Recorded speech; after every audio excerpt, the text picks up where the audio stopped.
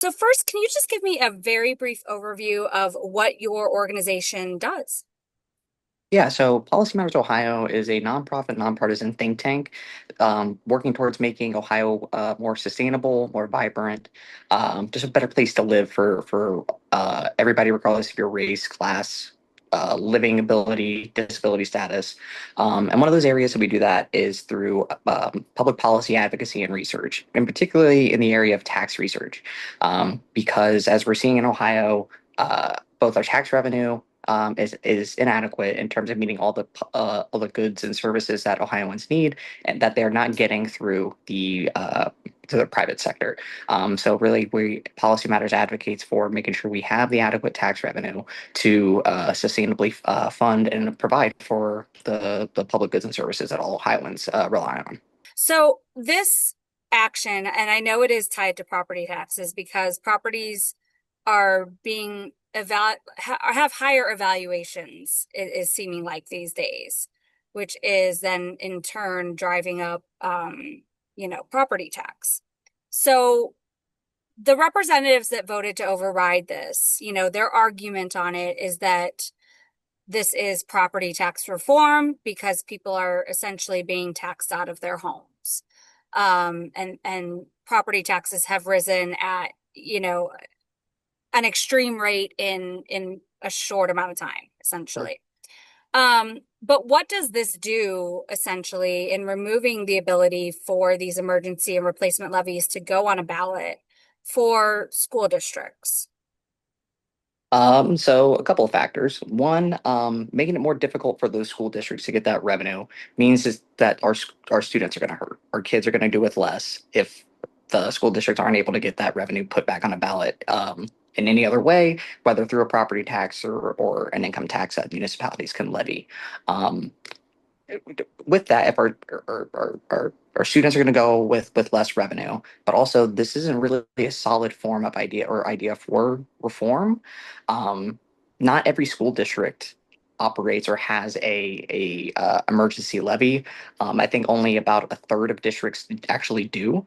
Um, I actually have the number right here. Yeah, 263 out of like over 600 school districts have emergency levies. So it's not going to address all the underlying issues like you were talking about, that there has been a huge increase in property values coming out of the pandemic that has led to an increase in property taxes for a lot of individuals. However, not every one of those individuals needs property tax relief. We ought to be tailoring that property tax relief specifically to those who need it. And by limiting metric or tools in the toolbox for school districts to raise their revenue that they need because the state isn't providing their fair share. They aren't providing their share on the state end or through direct aid to the school district. So they have to rely on those income taxes on the local level. They have to over rely on property taxes. So we're not getting at the heart of the problem. This is a reform. Yeah, sure. This is definitely a property tax reform. It's not a good one, and it's not a tangible one that's going to provide relief for people. Great, thank you for that.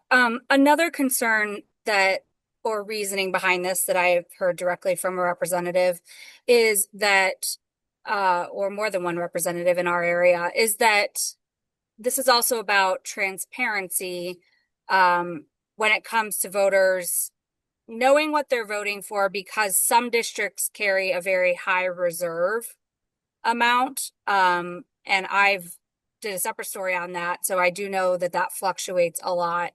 Mm. Um, is it a problem?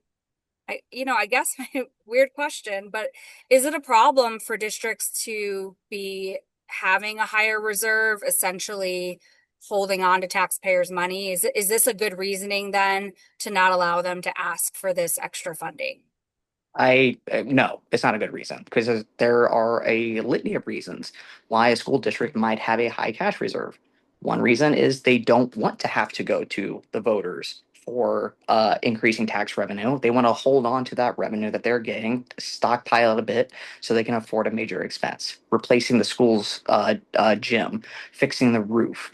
These are major expenses that it takes a lot of money. Yeah, there are capital improvement levies that a lot of school districts can tap into, but for others who are mindful of voter fatigue and mindful of the property tax constraints that a lot of their residents are under, This is a reason why or how school districts can avoid having to go to the ballot box, but our legislators want to make it seem like they are stockpiling cash or they're, scamming the game at the expense of homeowners.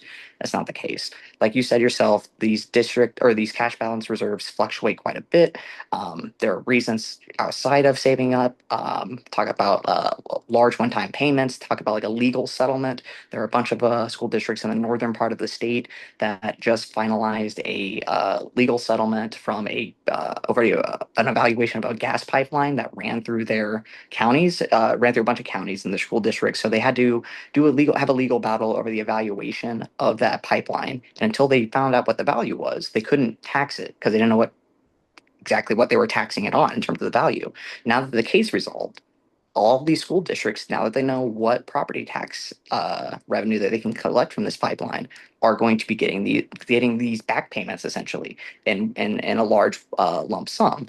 But if this law was on the books, uh, all of that money, we'll put in the context of the 40% cap.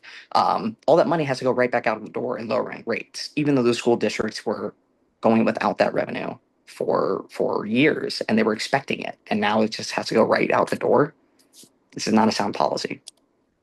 Absolutely. And then, when we're talking about operational levies staying stagnant, right? The amount of money that districts are using, um, essentially staying the same, right? Unless they're Mhm. able to voters approve raising the levy amount, and then prices going up. What are some of the things then, some of the simple, tangible things that then districts, if they can't even put these levies on the ballot, right? Because that's what this is doing, not Mhm. allowing them to put it on the ballot.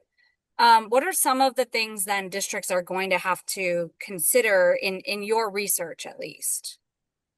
Well, yeah, it's just at that point it becomes cost shifting because there are certain costs that school districts are going to have to incur year to year that they cannot cut or do away with.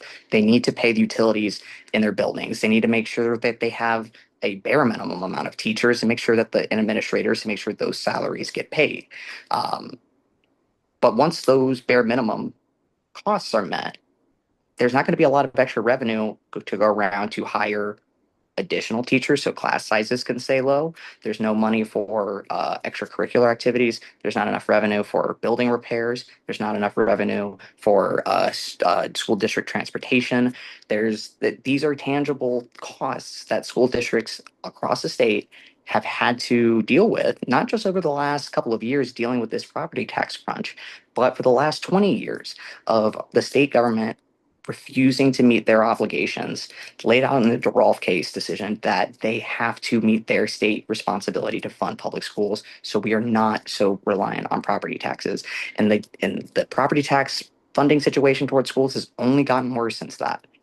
Property tax owners are overburdened. That is absolutely the case. But the answer is not to outright limit property taxes, abolish them, or cap them. It's to make sure the state pays their fair share of education, make sure we're not over reliant on property taxes by having the rich pay their fair share through income taxes at the state level.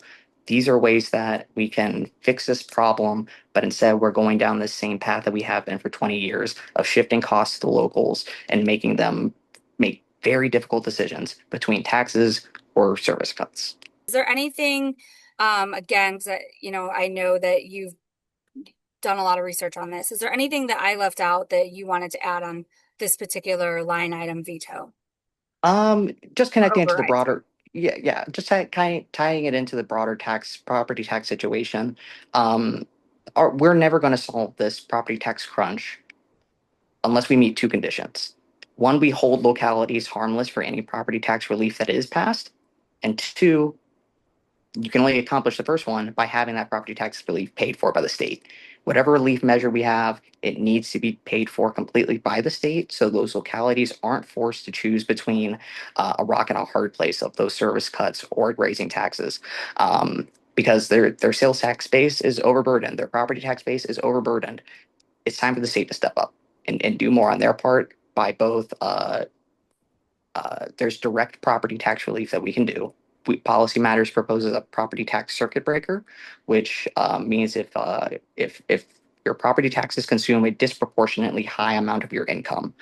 In our case, if your property taxes consume more than 5% of your income, the state will provide an refundable income tax credit up to $1,000, putting money directly back into the pockets of people to make sure that they can stay in their homes afford their property tax bills, and it goes to homeowners and renters of all ages. Whereas other measures like the homestead exemption or eliminating certain levy types doesn't include everybody. It will leave people out, and it will also include people who don't need relief. The property tax circuit breaker is the best way to do it. So we can offer tangible, direct property tax relief at the state level, and then also indirectly by making sure the state funds local goods and services, not just public education, but the local government fund, the public library fund, making sure that those localities don't have to fund the bill, foot the bill themselves entirely. So just wrapping it up with that, the state needs to do more.